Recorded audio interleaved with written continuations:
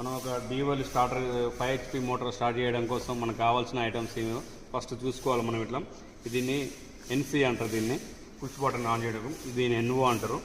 వచ్చేసి మనకు push button గ్రీన్లో ఉంటుంది మనకి. ఇది మనం వచ్చేసి రెడ్ ఆఫ్ చేసుకోవడం కోసం ఇది రెడ్ బటన్ వాడతాం. మనం ఇది కంట్రోల్ కోసం ఎంసీబీ అనమాట. 2 పోల్ 3 పోల్ కాకుండా సింగిల్ పోల్ పెడుతుంటాం మనం. 6 2 హ్యాండ్స్ పెట్టి పెడుతుంటాం. ఇది single pole MCB control MCB. మనకు కావాల్సిన మోటార్ రిలే అనమాట. రిలే ఎందుకంటే మనకు మోటార్ ఆన్ ఆఫ్ చేసుకున్నప్పుడు మనకు మోటార్ ఎక్కువ తక్కువ అయినప్పుడు లోడ్ వచ్చినప్పుడు ట్రిప్ అవ్వడం కోసం మనం రిలే వాడుతాం అనమాట. అదేనమాట ఈ రిలే. ఇది ఎంసీబీ, మెయిన్ ఎంసీబీ అనమాట. మన మోటార్ ఒక 3 ఫేజ్ సప్లై పోవడం కోసం దీని నుండి 3 ఫేజ్ తీసుకొని మోటార్ పంపిస్తుంటాం. మన ప్రాబ్లం వచ్చినప్పుడు ట్రిప్ అవుతాం అన్నమాట. దీన్ని ఎంసీబీ అంటారు. దీన్ని నెక్స్ట్ వచ్చేసి మనకు కాంట్రాక్టర్. ఇది మెయిన్ కాంట్రాక్టర్ ఇదే అనమాట. మనకు మెయిన్ ఇప్పుడు దీనికి ఎట్లా అంటే మనకు దీన్ని హెంబో కాంట్రాక్టర్ అంటారు. దీనికి 4 పోల్స్ ఉంటేనేమో మనకు ఈ హెడెన్ బ్లాక్ అవసరం ఉండదు.